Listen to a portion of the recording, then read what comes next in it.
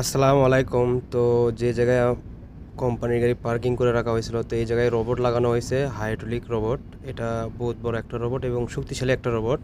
এটা রাস খুলে আলাদা করে উঠাতে হয়। আর বোল্ডুজারটা বহুত ওয়েটের বোল্ডুজার হলো D9, যেটা প্রায় 75 টন ওয়েট এই বোল্ডুজারটা। আর দেখতেছেন রোবটটার অনেক চাকা, আর রোবটটাও অনেক শক্তিশালী এবং অনেক মজবুত রোবট। কি জন্য অন্য কোনো রোবটে এই বোল্ডুজার আপনি নিতে পারবেন না, এই রোবটে আপনি এই বোল্ডুজার নিতে হবে। না হলে অন্য কোনো রোবট যেগুলো আছে সিঁড়ি সিস্টেম, ওগুলো আপনার লোড টানতে পারে না। এগুলো ওঠাতেও সুবিধা, সব কিছু দেখতেছেন হাইড্রোলিক সিস্টেম, হাইড্রোলিক ফিটিং করা আছে। তো এটা অলরেডি উঠানো হয়ে গেছে। তো এখন রাস লাগাবে, যে রাসটা লাগালে আপনার গাড়িটা নিয়ে যাওয়া হবে আর কি, মার্সিডিস কোম্পানির গাড়ি। তো অলরেডি আসে পড়ছে। তো রাস লাগানোর পরে এই গাড়িটা আপনি নিয়ে যাবে এই যে জায়গায় কাজের জায়গা, সেই জায়গায়।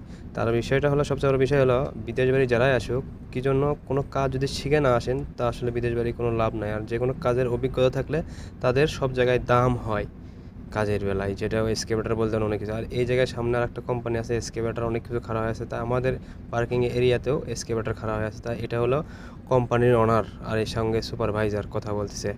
তো অলরেডি দেখতেছেন রোবট কিন্তু নিয়ে যাচ্ছে গাড়ি অন্য সাইডে কাজের জন্য।